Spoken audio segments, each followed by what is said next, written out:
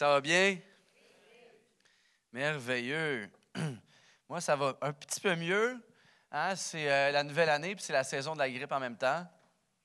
Hein? Fait que je ne sais pas si... si tu es ici, tu ne l'as sûrement pas. Moi, je l'ai, mais c'est parce que je reste loin de toi en ce moment. Fait que c'est pour ça que je peux me permettre de venir. OK? Puis j'ai pris toutes les Tylenol qui n'existent pas. Et puis, j'ai entendu dire que l'ail, ça aidait. Fait que j'ai mangé une sandwich à l'ail. Fait que reste loin. Vraiment, ça l'aide. Puis je vois des résultats, hein, ça fonctionne quand même. Fait que si jamais tu veux faire ça, ça va aider. Puis si tu veux avoir la paix pendant une semaine, fais ça, ça marche. Ça marche.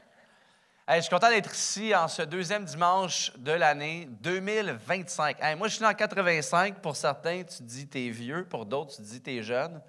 Mais 2025, c'est spécial quand même, hein? Moi, je me souviens quand on disait en 2000, ça va être le bug, tous les ordinateurs vont arrêter, il n'y aura plus de nourriture dans les magasins, ça va être la fin. On se croisait les droits, et puis après ça, 2000, bon, il n'y a rien qu'à changer, on paye encore des impôts, puis on a encore des nids de poules sur la route. On mange, tout va bien, puis on est en 2025. Je ne sais pas quel genre de type de personne que tu es. Est-ce que tu es peut-être une type de personne qu'à chaque début d'année ou à la fin de l'année, pour te préparer pour l'année, tu mets des objectifs pour ton année? Hein, cette année, je veux accomplir ci. Cette année, je veux travailler ça en moi. Cette année, je veux devenir cette personne que je sais que je suis vraiment. Cette année, je veux faire, comme André a parlé, je veux faire un programme, tout ça, je veux enlever les masques. Je veux devenir qui Dieu m'appelle à être. Cette année, je veux sortir de dette. Peu importe, peut-être que c'est ce type de personne-là. Ou sinon, peut-être que tu es plus le genre de personne, esprit libre. Il arrivera ce qui arrivera. Et puis... on va marcher, on va rencontrer, on va voir ce qu'il y a avec la vie qu'il y a devant nous. Peu importe ce que tu vis cette année, peu importe comment tu entrevois cette année, j'ai un message ce matin qui, en tout cas pour moi, en le préparant, ça m'a parlé, fait qu'au moins ça va m'édifier ce matin.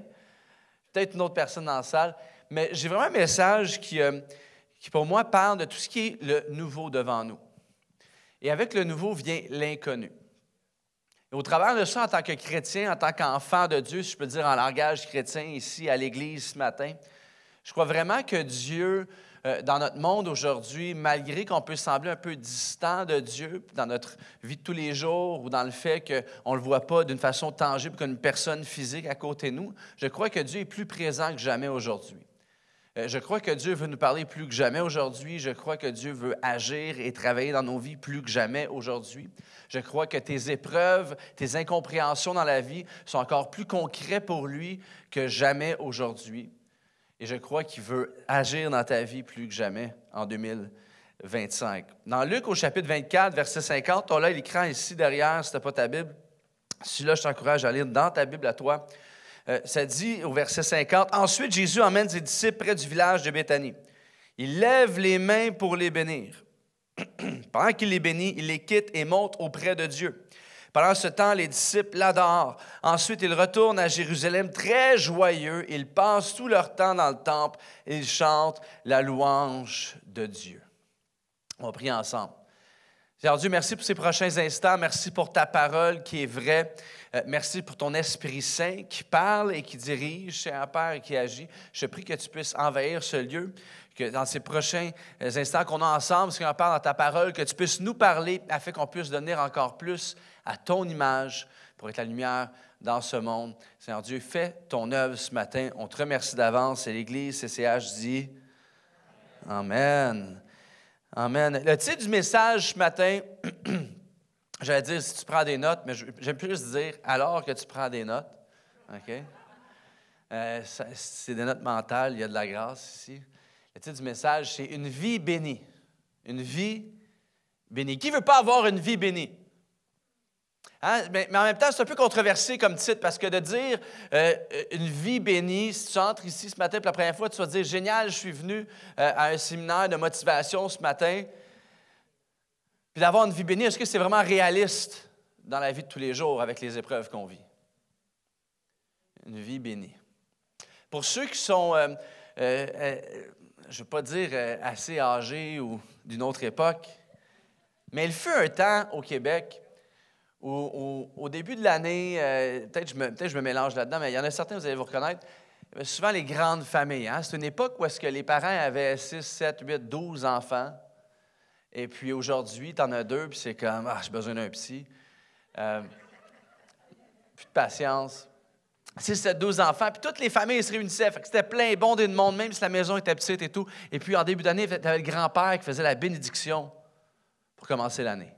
Hein? Je ne sais pas si tu as déjà vécu ça, tu peux lever la main. Hein? Et puis c'était particulier parce que aujourd'hui, ça ne se fait plus. Tu dis ça à quelqu'un de mon âge, on ne comprend pas trop ce que ça veut dire, la bénédiction, pourquoi est-ce que ça s'était fait. Mais je trouve que c'est assez particulier parce qu'alors qu'on débute une nouvelle année, de se dire, hey, on a le patriarche, on a quelqu'un qui a une certaine autorité ici, qui va transmettre quelque chose à nous alors qu'on débute la nouvelle année, pour la prochaine génération qui est devant cette personne. Hein? Et peut-être que tu es ici, puis tu as des objectifs, tu as des choses que tu veux changer en toi. Tu te dis, cette année, ça va être du nouveau. Cette année, ça ne va pas être du réchauffé. Je ne vais pas avoir une année micro-ondes avec ce que j'ai vécu l'année dernière que j'amène dans cette nouvelle année. Ça va être du nouveau. Puis en même temps, tu te dis, si je vais être réaliste, il y a peut-être juste 1% de ce que j'espère qui va peut-être se réaliser.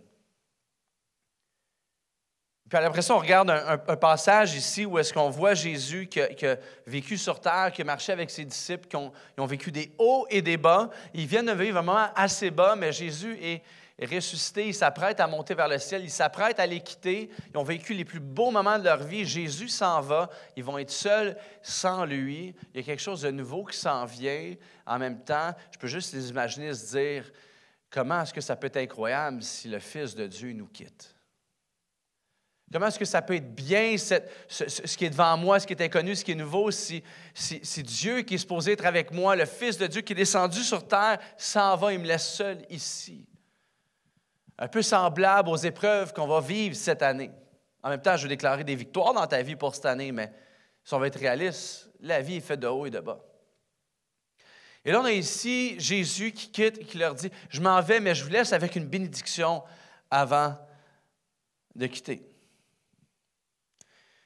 Une bénédiction qui représente son autorité divine et qui transmet sa paix qui surpasse toute intelligence, qui transmet sa protection malgré l'épreuve, pas sans l'épreuve, mais malgré l'épreuve, qui déclare de la grâce malgré nos imperfections et leurs imperfections qu'on va voir très bien au travers de leur vie. C'est une déclaration de la promesse de sa présence continue, peu importe. Et l'espérance qui va revenir un jour. Et tu vois, cette bénédiction que Jésus a faite est encore vraie pour nous aujourd'hui.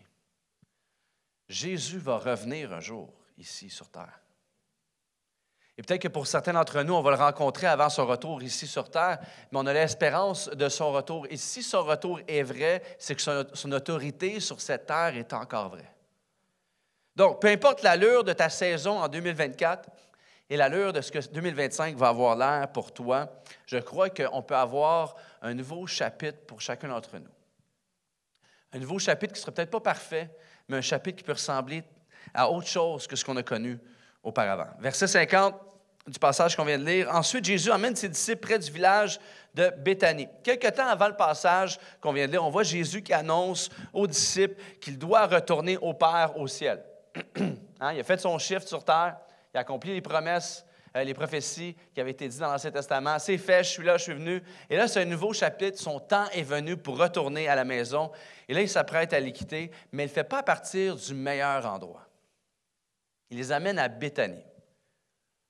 Béthanie, qui est mieux connue pour eux comme étant la maison de la tristesse. C'est comme si je te dis, « Hey, c'était bien de se connaître, je dois quitter, je vais déménager en Chine.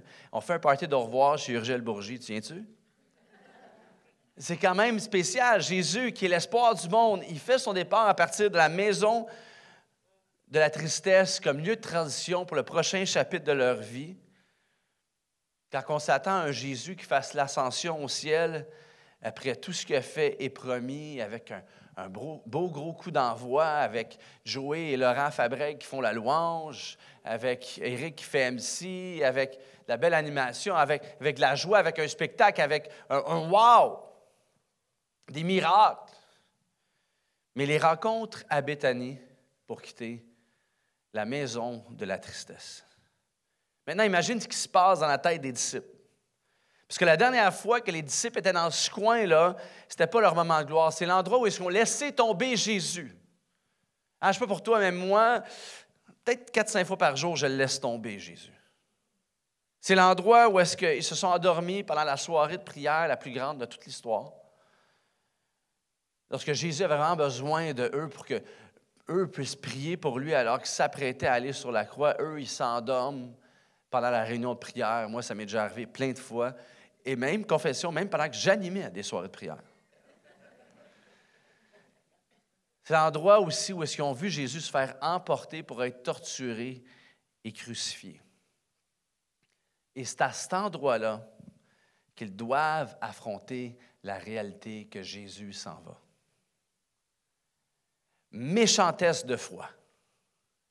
Méchantesse pour te dire, est-ce que je crois vraiment en Dieu? Est-ce que je crois vraiment que ça, ce gars-là, c'est le Fils de Dieu? Après tout ce que j'ai vu, est-ce que je le crois vraiment? Jésus s'apprête à leur donner la bénédiction ultime pour les propulser davantage, mais avant de le faire, il veut absolument soulever un point ici, que si tu veux vivre la bénédiction que Jésus déclare ici, tu dois affronter Béthanie. Tu dois affronter la réalité. Tu dois te dire les vraies choses. Et c'est mon premier point ce matin. Premier point, affronte. Affronte. Mais on ne veut pas affronter la réalité. On préfère ignorer. Je suis le premier coupable. Je préfère remettre au lendemain, si je peux. On préfère attendre. Hey, j'ai hâte aux vacances. Je suis plus capable. On préfère engourdir par la distraction de tous les jours. Même des choses qui sont importantes, peut-être même moins importantes que les choses envers lesquelles on doit affronter. On préfère se divertir, on préfère balayer sous le tapis. On préfère aussi souvent, pour certains, blâmer sur quelqu'un d'autre ou sur des situations. Mais si tu veux vivre la bénédiction, tu dois affronter Béthanie. Tu dois affronter la réalité. Béthanie, c'est l'endroit où est-ce que le masque tombe, comme André disait ce matin dans l'annonce. C'est l'endroit où est-ce que le masque tombe, où est-ce que tu dis les vraies choses et que tu dis hey, « j'ai pris des mauvaises décisions et c'est ce que c'est ». Ou « j'ai peut-être pas pris des mauvaises décisions, j'ai été victime dans cette situation-là, ou j'ai subi ça, j'ai peut-être pas été victime, mais est-ce que j'ai fait des erreurs, je les vois pas, mais j'ai des angles morts dans cette cause-là. » C'est l'endroit où est-ce que le masque tombe et je me pose les vraies questions et que tu dois t'admettre. J'étais égocentrique, je n'ai pas assez investi dans l'ancienne relation. Maintenant, j'ai sauté dans l'autre relation et j'ai peut-être traîné les mêmes tendances dans cette relation-là. Béthanie, c'est l'endroit où est-ce que tu te dis à toi-même « Hey, j'ai jamais vraiment persévéré à l'école et là, je saute de programme en programme au cégep ou à l'université, où j'ai jamais vraiment persévéré au travail et j'ai tout le temps porté le blâme sur mon patron ou les collègues, les gens qui travaillent autour de moi. Et là, je saute d'emploi en emploi depuis des années. J'ai toujours cru avoir la foi, mais cette dernière saison m'a amené à remettre en question Dieu. Alors qu'en fait, j'aurais peut-être remettre en question les attentes que j'ai placées sur Dieu. Béthanie, c'est l'endroit où est-ce que tu dis les vraies choses, l'endroit où tu affrontes la réalité. Parce que si je n'apprends pas à faire face à mes manquements, à mes erreurs, à mon passé, je vais toujours justifier et je ne vais jamais apprendre, je ne vais jamais vivre, je ne vais jamais voir le plein potentiel de la bénédiction que Dieu a déjà ordonné pour moi, pour mon mariage, pour ma vie, pour ma carrière, pour mon appel, pour tout ce que je veux. Si je n'apprends pas à faire face à mes manquements, à mes erreurs, à mon passé, je vais vivre ma vie bloquée, si proche, mais si loin de la bénédiction qui est juste devant moi, à Béthanie. Mais moi qui vis juste à quelques pas parce que je suis incapable d'affronter la réalité de ce que c'est vraiment. Tu vois, Dieu t'attend à Béthanie. Et je ne sais pas c'est quoi Béthanie pour toi dans ta vie. Parce que parfois, tu vois, je peux avoir l'impression que Dieu m'a laissé tomber à Béthanie, que lui s'est distancé de moi, quand en fait, c'est moi qui prends le choix de ne pas être là où il y a la bénédiction? Est-ce que ça a déjà fait avec tes paroles? Tu vois, cette semaine, j'étais avec un jeune homme que je connais très bien. C'est comme un petit frère pour moi. Il n'est pas ici en ce moment. OK, c'est bon. Il faut regarder en ligne, mais bon. Il a 25 ans. Il a eu des copines et tout déjà, mais là, on est assis, puis ça fait des mois. Ah, je vais finir ma vie tout seul. Je ne vais jamais trouver l'amour. Je suis rendu trop vieux. Puis il y a moi puis un de mes amis, on est dans la trentaine avancée. Non, mais on l'écoute tout le temps. Ah ouais, OK, on ne veut pas juger. Mais là, on en avait ras-le-bol. Là, tu vas arrêter de dire ces affaires-là. Ça suffit. OK, oui, c'est vrai, tu n'as pas de copine en ce moment. On va dire les vraies choses. Oui, tu n'as jamais trouvé l'amour. Oui, tu ne la trouves pas en ce moment, puis tu ne sais pas comment tu vas le trouver. Mais arrête de dire ces choses-là. Oui, c'est correct de le dire, puis de l'admettre, puis de réaliser. Tu dois affronter la réalité de ce que tu vis en ce moment. Mais arrête de vivre comme si ça, c'était ta finalité. Tu vois, souvent, en tant qu'être humain, on est tellement habitué de voir des solutions par rapport à ce que nous, on est capable d'apporter sur la table qu'on oublie qu'il y en a un qui a créé l'être humain qui a créé la table. Qu'on oublie qu'il y en a un qui a créé moi et toi qui sommes ici pour vivre ces problèmes-là. Fait que peut-être que celui qui nous a créés a les solutions aux problèmes qu'on vit. C'est lui qui a les plans de qui tu es et de ta vie. Est-ce que tu as déjà fait ça avec tes parents? Est-ce que tu as déjà déclaré le contraire de sa bénédiction sur ta vie? Parce que tu vois, c'est une chose d'affronter la réalité et d'admettre ce qui est vrai, hein? De dire que cette année, j'ai peut-être mangé le sac de chips de trop à chaque soir, puis il faut que j'aille m'entraîner. C'en est une chose de dire il faut que j'aille m'entraîner pour trouver la santé, mais c'en est une autre de dire j'ai mangé le sac de chips de trop. J'ai mangé le sac de chips de trop. Puis continue en 2025, j'ai mangé le sac de chips de trop. Puis continue, puis juste arrêter là. Tu vois, c'est une chose d'affronter la réalité, mais c'en est une autre de faire abstraction de la bénédiction que Dieu veut amener au travers de ça. Est-ce que ça a déjà été toi de dire continuellement, « Je suis seul et je vis la solitude. » Mais de te répéter ça à chaque jour, « Je suis seul, je suis seul, je suis seul. J'ai mal, j'ai mal. » J'ai mal. Tu vois, il n'y a rien de mal d'admettre ces choses-là et de vider ton cœur à quelqu'un par rapport à ça, mais c'en est une autre de le déclarer sur ta vie. Parce que tu n'es pas ta souffrance. Tu n'es pas ta douleur, tu n'es pas ta solitude. Peut-être que tu vis de la solitude, tu vis de la souffrance, tu vis de la douleur qui est très légitime, mais je ne suis pas la saison par laquelle je traverse. Mon identité est placée en Christ dans les lieux célestes, au-dessus de la vallée, au-dessus de l'épreuve. Et peu importe ce que je vis, je peux continuellement regarder où est-ce que mon âme siège à la droite du Père avec le Fils de Dieu.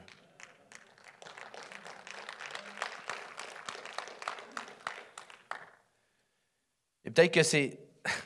Moi, il y a souvent des moments où est-ce que j'allais à l'église, puis ce que j'entendais devant ne résonnait pas avec ce que je vivais. Et peut-être que c'est toi ce matin. Ce que tu entends, c'est bien beau, puis c'est bien pour la personne peut-être qui est à côté de moi, c'est peut-être bien pour M. Gendron qui est en avant, qui tend les bras dans les airs, gloire à Dieu, Seigneur Père.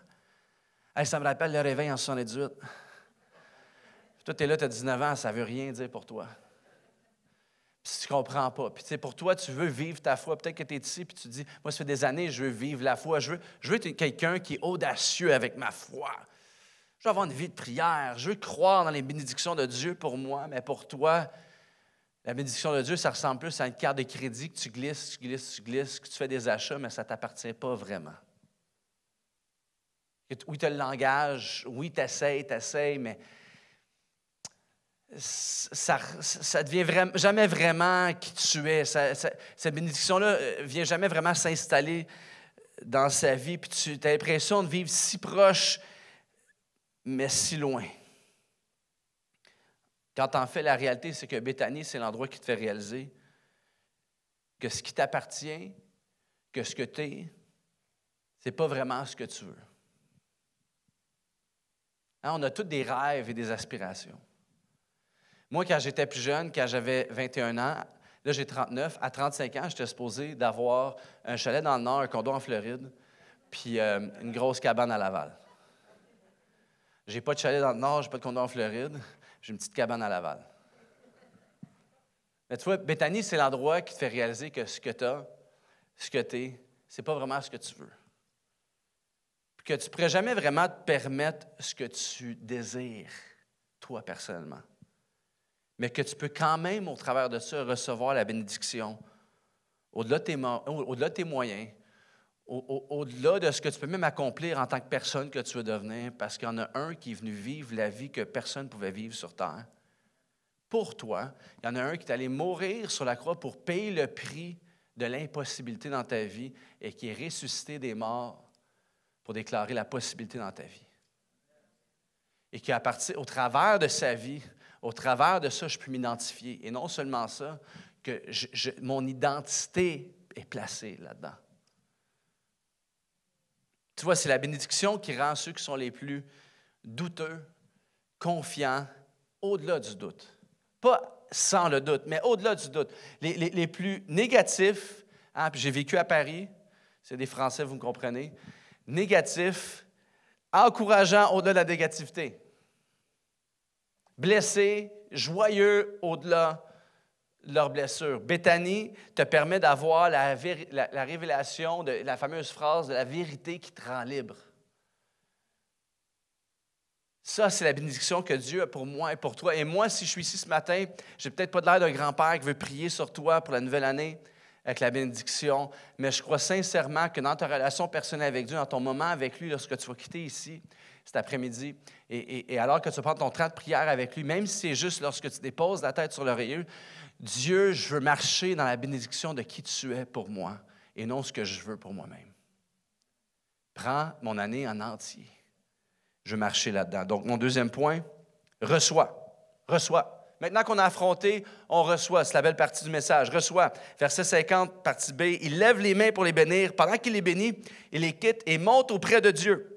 Pendant ce temps, les disciples l'adorent. C'est incroyable de savoir que Dieu peut dire une parole qui change entièrement la direction de notre vie. Hein, je ne sais pas si ça t'est déjà arrivé d'ouvrir la Bible, la parole de Dieu, et de lire un verset ou un passage que tu as lu 100 fois auparavant, mais cette fois-ci, tu le lis et ça fait un impact comme ça n'a jamais fait auparavant. Hein?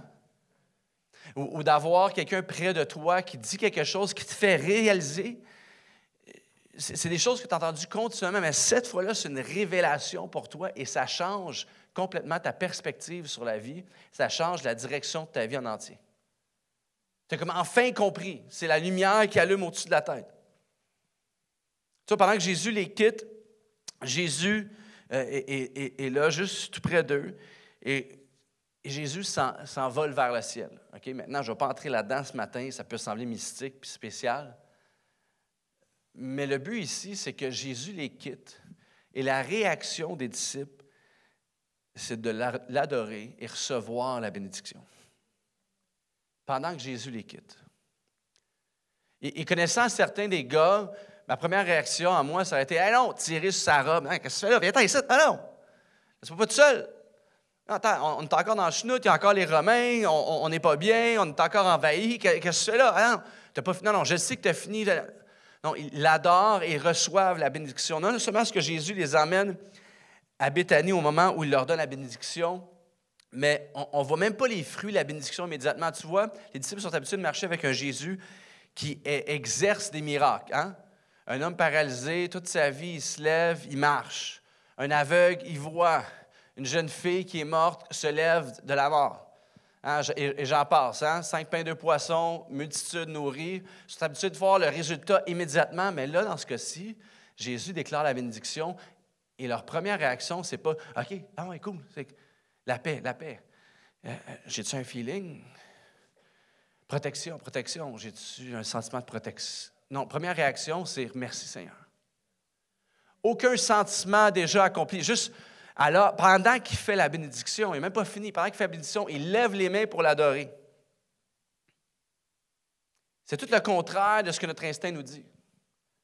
Parce que quand on prie, en tout cas moi, quand je prie à Dieu, plus souvent qu'autrement, je le traite comme un génie dans une bouteille, dans une lampe.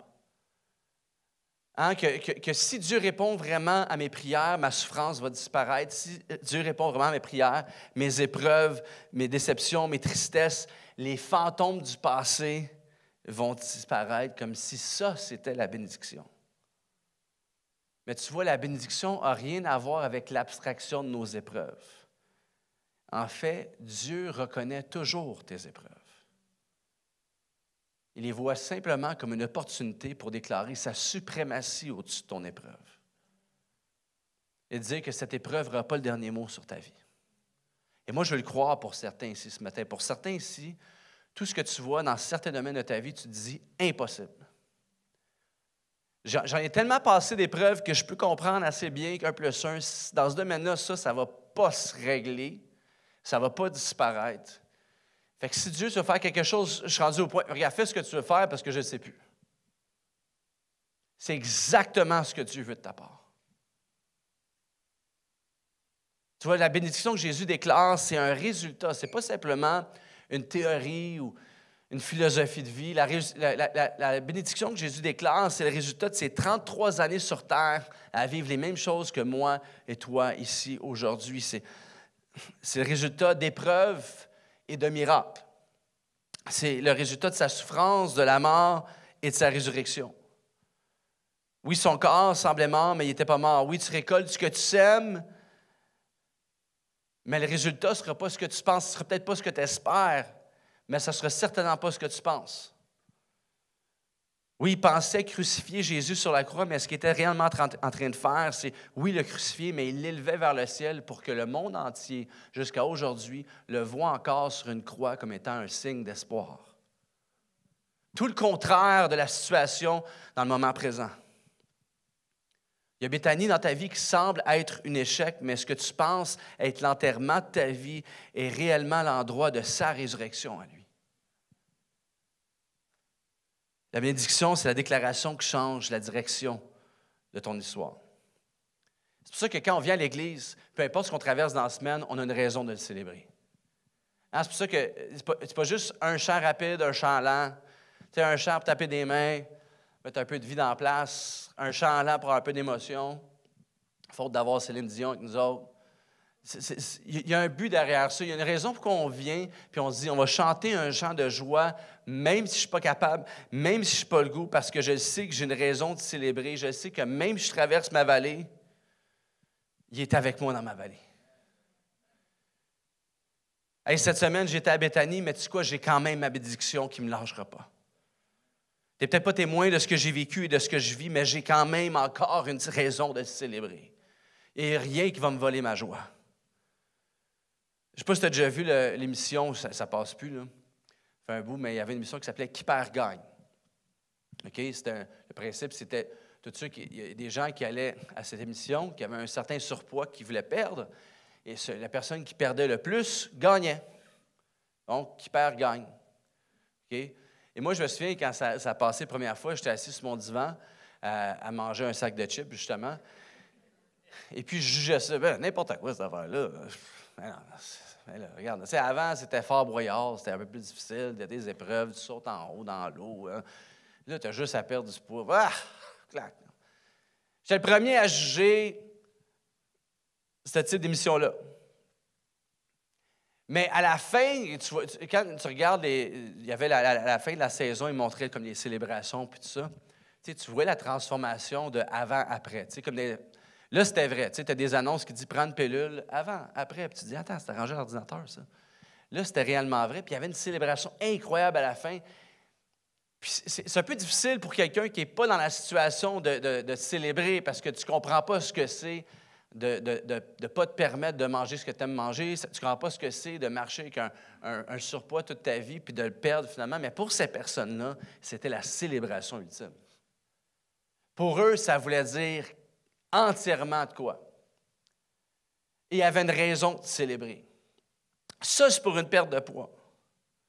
Maintenant, pour toi qui vis ta vie tous les jours avec tes épreuves, que la personne à côté de toi peut même être peut-être au courant de ce que tu traverses, mais ne peut pas savoir c'est quoi parce que la personne n'est pas dans ta situation. Imagine à quel point tu as le droit de célébrer, sachant que cette épreuve-là ne définit pas ta vie. Tout comme eux, leur poids ne définissait plus leur vie, n'avaient aucun pouvoir sur leur vie, ton épreuve, ta situation est plus petite que la bénédiction de Dieu sur ta vie. Imagine à quel point tu as le droit de célébrer malgré l'épreuve dans le domaine spirituel. Moi, je peux juste te dire, par rapport à ma vie à moi, avec les choses que j'ai traversées, et c'est peut-être rien comparé à toi, mais pour moi, ça a été difficile. À chaque fois que j'ai eu une épreuve, la victoire que Dieu avait, je me rendais compte après un certain temps que ce n'était pas nécessairement ce que je voulais, mais c'était pas mal plus grand que ce que j'espérais. Et il y en a, vous me comprenez ici ce matin. Plus grand le besoin que j'avais, encore plus grande la provision que Dieu avait pour moi. Plus grande la malédiction dans laquelle que je vivais, plus grande la bénédiction que Dieu avait pour moi. Tu vois, il est le Dieu qui te permet d'affronter. Il est le Dieu qui te permet de recevoir. Et je termine avec ça, je vais inviter Joey alors qu'on termine. Il est le Dieu qui te permet de vivre la bénédiction. Maintenant, tu vois, ce que je parle ce matin, ce n'est pas juste des beaux principes, ce n'est pas juste un beau speech pour passer au travers du service. C'est vraiment de quoi qu'on peut vivre, nous, chacun d'entre nous, que tu sois un chrétien, entre parenthèses, ou quelqu'un qui est ici pour la première fois, qui ne croit même pas encore. Verset 52, « Ensuite, ils retournent à Jérusalem, très joyeux. Ils passent tout leur temps dans le temple et ils chantent la louange de Dieu. » La bénédiction que Jésus déclare pour les disciples, ce n'est pas juste une parole encourageante parce qu'il s'en va vers le ciel, vers le Père. Okay? Ce que Jésus il fait dans le passage qu'on regarde depuis quelques instants, c'est vraiment, il déclare un mode de vie, il les encourage à avoir un mode de vie, une perspective différente de ce qu'ils vivaient avant. Tu vois, cette année, en 2025, alors que tu débutes ton année, moi, ce que je t'encourage, ce n'est pas nécessairement de dire, OK, je veux vivre 2024, mais mieux. Moi, ce que je t'encourage à dire, c'est que je veux entrer en 2025 avec une perspective différente. Je veux entrer en 2025 avec une façon de voir et avec un mode de vie complètement différent, complètement dépendante de Dieu qui m'a créé. Puis ça ne veut pas dire que tu ne vas pas passer au travers d'un moment difficile. Moi, je peux te garantir, il y a des nids de poules sur l'autoroute, même si on répare les autres. Tu vas quand même passer au travers des moments difficiles, mais tu vas vivre des bénédictions aussi. Et peu importe les hauts et les bas que je vis, je peux avoir une perspective différente. Que la trame sonore de ma vie, de ce que je déclare, de ce que je parle avec les gens, c'est pas que du négatif ou que mon négatif est réglé enfin, mais que c'est stable et basé sur celui qui est inébranlable. Ça, c'est ma bénédiction. Il y a une chose que les disciples ont peut-être oubliée, c'est que malgré que Béthanie, c'était la maison de la tristesse, malgré que Béthanie, c'était l'endroit où ils ont laissé tomber Jésus, malgré que Béthanie, c'est l'endroit où ils ont vu Jésus se faire emporter pour être torturé et crucifié, Béthanie, c'est aussi l'endroit où est-ce que Jésus a ressuscité Lazare de la mort à la vie. C'est intéressant parce que pendant qu'on vit l'épreuve, on peut avoir tendance à oublier tout ce qu'il a fait pour nous dans le passé. Combien de fois est-ce que je vis une épreuve et que je crie à Dieu et ça ne se passe pas comme que je veux ou dans le temps que je veux, mais éventuellement, il répond et encore mieux que ce que je pensais d'une façon complètement différente. Et quelques temps plus tard, je vis une autre épreuve et j'oublie complètement qu'il a été là pour moi dans le passé. Hein? C'est comme, mais cette fois-ci, Dieu, c'est différent, c'est pire que la dernière fois, tu ne peux pas comprendre. C'est long. Puis il répond, il est là, il est présent, il agit, ça paye, il dépose sur moi, mais j'oublie continuellement. C'est comme s'il n'aurait jamais agi dans le passé. Mais tu vois, c'est incroyable le contraste de cet endroit-là. C'est l'endroit où est-ce qu'il semble avoir pas mal plus de déception, de tristesse, de manquement, d'erreur de leur part. Et il y a un moment où est-ce qu'il y a un endroit où est-ce que Jésus ressuscite quelqu'un des morts, de la mort à la vie, qui semble pas mal. Je veux dire, il y a plus d'instants où est-ce que ça semble négatif, mais il y a un moment où est-ce que Jésus fait un miracle qui est incomparable. Et pour moi, quand je regarde au contexte, c'est pas le premier réflexe, c'est que c'est négatif comme endroit. Et Jésus ne fait même pas abstraction à ça. C'est pas comme s'il les amène et dit « Hey, je vous amène à Béthanie. Tu sais où est-ce que j'ai ressuscité Lazare d'entre les morts? Là? C'est là que je vais faire ma bénédiction. » Il ne parle même pas de ça.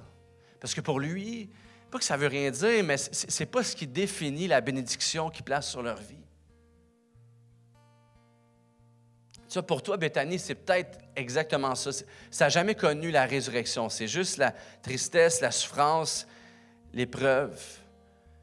Et même si ça va tout le temps sembler être ça pour toi, pour Dieu, ça va tout le temps rester l'endroit du potentiel de la résurrection de la mort.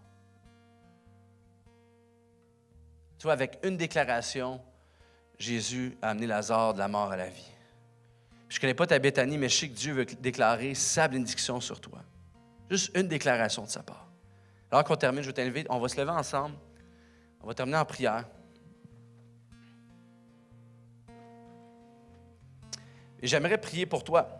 J'aimerais faire si on pourrait dire en parenthèse, je ne vais pas faire la même bénédiction que Jésus, mais j'aimerais ça te bénir ce matin, vers ta nouvelle année en 2025. Alors que les yeux sont fermés, les têtes sont penchées.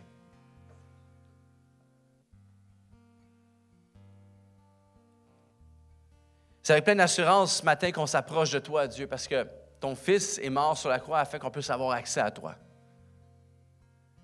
C'est avec cette perspective de grâce et puis en tant que tes enfants, et pour certains, c'est peut-être pas encore le cas, mais par la puissance de ton esprit, que je vais faire cette déclaration ce matin, Seigneur Jésus. Seigneur Père, on veut entrer dans notre année confiant que tu as toute autorité sur nos vies et sur ce monde. Seigneur Dieu, nous entrons dans cette année confiants que tu as toute autorité pour transmettre ta paix qui surpasse toute intelligence sur chacun d'entre nous. Seigneur Dieu, nous entrons dans cette année complètement confiants que tu as toute autorité pour placer ta protection sur nos vies, malgré la maladie, la mort et l'épreuve. Nos âmes t'appartiennent. Seigneur Père, nous entrons dans cette année confiants que ta grâce repose sur nous. Dans notre pleine authenticité. Seigneur Père, on reconnaît que tu es présent et seras présent avec nous dans toute situation, Seigneur Père, même lorsqu'on ne le voit pas. Et Seigneur Jésus, on connaît la réalité qu'un jour, tu vas retourner pour nous ramener à la maison. C'est dans cette perspective qu'on entre dans cette année, Seigneur Père, que je déclare sur chacun d'entre nous ce matin. Et en terminant, alors que les yeux sont fermés, les têtes sont penchées, si tu es ici ce matin, et ce Dieu dont je parle, c'est un Dieu qui est inconnu pour toi, c'est un peu abstrait, mais il y a de quoi à l'intérieur de toi, tu le sens, tu dis, moi, je veux en savoir plus, je veux quelque chose de plus. Je veux avoir cette vie dont David parle ici ce matin. Moi, je veux te lancer une invitation à faire simplement une prière entre toi et Dieu. Une courte prière dans ton cœur.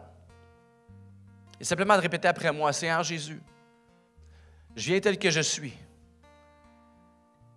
avec ma vie, le bon comme le mauvais. Jésus, je ne sais pas qui tu es, je ne t'ai jamais vu.